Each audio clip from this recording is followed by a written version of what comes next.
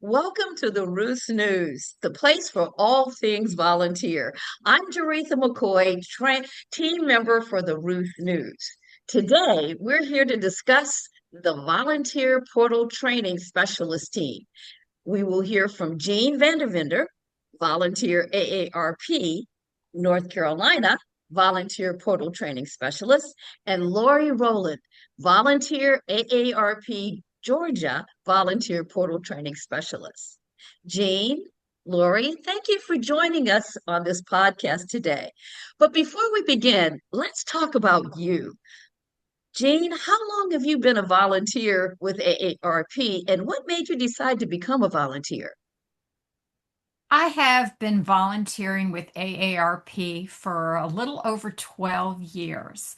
And what appealed to me was I had recently left a long-term job and was looking for something new to do. And an email popped up in my email box offering me an opportunity to do some advocacy work with AARP. And it really excited me.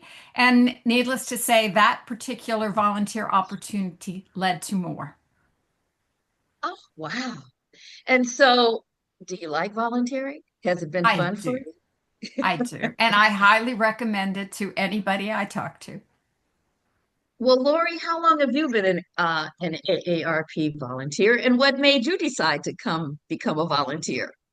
Okay, I've been volunteering since 2011. And when I was in corporate America, I had so many mentors. So I knew that when I retired, I wanted to give back, sharing my talents, experiences, and so forth. AARP not only afforded me the as a result of volunteering with AARP, I've gained new insights, I've experienced new things. I'm now able to go into the community and advocate on issues that affect my generation, my son's generation, future generations. I'm having a ball. That's isn't it wonderful? I mean, it's Yes. just, it's a really good feeling to give back, especially after you've done and been in corporate or whatever Mhm. job you've been in over the years. So it's always nice to see people that love giving back. So it's my understanding that this position for comes under the office of the AARP Office of Volunteer Engagement, better known as OVE. What is the role of the Volunteer Portal Training Specialist? Well, well, our primary role is to collaborate with OVE to educate volunteers on the tools, features, and resources within the portal, and also to increase their comfort of level utilizing the portal. Some of our responsibilities include leading and assisting the state offices in in-person or virtual training. We work very closely with the portal champions, supporting their training efforts. We host monthly portal champion meetings where the champions have the opportunity to come in and share their experiences, challenges, and concerns. We also use that forum to share information and train as well. We also hold biweekly volunteer portal office hours where volunteers can just drop in, learn more about the portal, and ask questions. We strategize with OVE on upcoming projects and initiatives. We also update them on any problems or trends that we're aware of. And the last thing I'd like to share is that prior to any documentation related to the portal that's created by OVE, we review that information before it's posted to the library site. Awesome. So, how long has this program been around?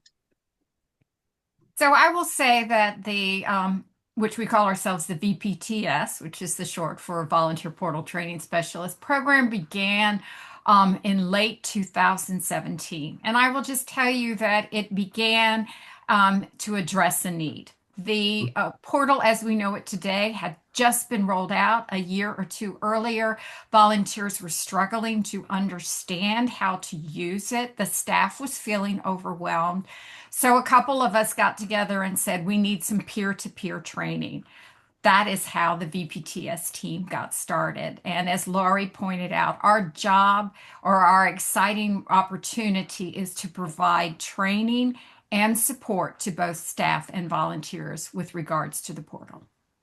So, how many volunteer portal training specialists are there? There are currently 6 of us on the team. It has changed by people over the years. Laurie and I are 2 of the longest serving on the team. Says a lot for what we feel about each other and what we provide to the volunteers within the AARP organization. We also try our best to represent geographically around the country. Okay, I was going to ask where are they located? So you would say at the different state offices around the country? As best as we can. We Right. are heavily on the East Coast right now, Hmm. but we are always, right, Laurie, we were always Mhm. striving to get more qualified portal users on the West Coast. So how are you getting that information out? You mentioned the West Coast, you're trying to get more people. How are you getting the word out about this training? Laurie? Okay. Well, we have, like I said earlier, we have the volunteer portal uh, office hours, and we share the information there. We also have an email note that we communicate via that vehicle as well. We Mhm. have the volunteer portal help desk, and they inform the other volunteers about our services as well. And also, Wayne has the volunteer. I believe it's called the volunteer update meeting. What is it Update called, call. Jean? Update calls. And he makes staff aware of volunteer opportunities within the volunteer portal training team as well. Okay, so how do volunteers and staff receive access to the training on the portal? Is it is can anybody just go on and just find it? Or I know you said you have classes. Do you port out when those classes are? Jean, you want to take that? So every volunteer for AARP is granted access to the volunteer portal. Mhm. The states themselves do a lot of the initial training. We also have created a team of volunteers, which we are referred to as portal champions, that physically sit in each state. They become the point person for each state volunteer. We support them in our role so that we don't have to, or they can be the ones to be the feet on the ground in those respective states. So the volunteers will reach out to those volunteer portal champions first for training. That will be one means. And as Lori pointed out, we also offer these office hours, which we highly encourage new volunteers and existing volunteers to reach out to us and ask questions and get support that they need. The one thing that I feel like maybe we should also point out at this time is that even though both staff and volunteers use the volunteer portal, the volunteer's view is very different from the staff's view. So the reason that we exist partially is because the staff see their view. They don't see the volunteer's view. We see the volunteer's view. So our mission is to support the volunteers from their view and to support the staff to understand how to communicate with the volunteers in the volunteer view. I hope that made sense. Got it. Yes, it does. So how has the program been embraced so far? Has it been, people been Well, open the about pro it, excited about it? Well, it's mixed. Okay. Mhm. Once initially there's some anxiousness prior to logging into the portal, but once they get into the portal, they see that it's very intuitive and it's easy to maneuver. But there is some anxiousness about first, logging in and attempting to utilize the portal. Have you But I received, do want to elaborate on her point is that sometimes there will be angst. It's something new for a lot of volunteers, and let's face it, most volunteers are older, like right, Laurie and Yeah. I are, and like all of us? I'm technology, not old. okay, and technology sometimes a little bit intimidating. So our That's you know true. our role is to try to not make it so scary. And I have to say, for me, one of the most positive feedbacks is after you do a training and a volunteer will come up to you and say, I can do it now. And Absolutely. all right, I got through.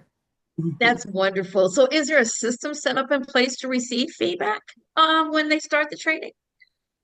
Yes, we do. We do always encourage feedback. And let's say the reason that we want to do the feedback is our goal is to just to constantly improve, right? We want to fix the things that didn't work and improve upon those and reinforce those things that did work. So after every training, whether it be a state-sponsored training, whether it be virtual or in person, we do supply the staff in that state or our volunteer contact person with a survey and ask them to encourage the volunteers to do that. We also encourage when we do one-on-ones at that moment, always ask for some feedback because we're not going to improve if we don't hear what needs to be improved. Got it. Can anyone contact you for information on the volunteer portal? Absolutely. Mhm. We And actually do. I'm sorry, Laurie, if you wanted to say this, when we actually have a email which we created specifically for our team. It is a rather long email, but hopefully it says itself, and it is OVE Volunteer Portal Training Team at aarp.org.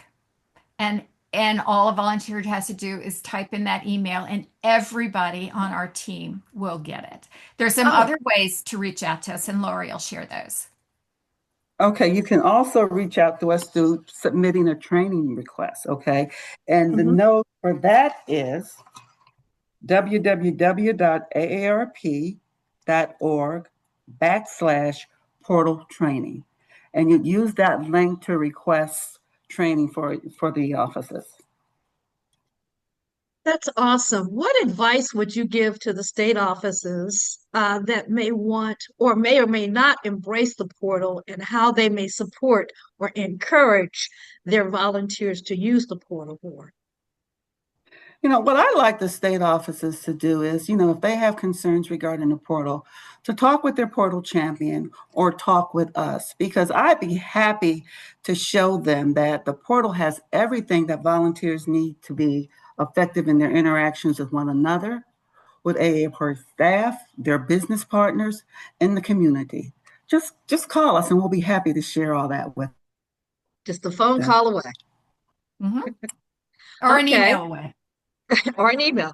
Well, so access is not an issue. So that you Mhm. have that, you are available. So that's a wonderful thing. So the last question is, what advice would you give to the rest of the volunteers that use the portal, that find some confusion? Are they able to reach out to you as well, or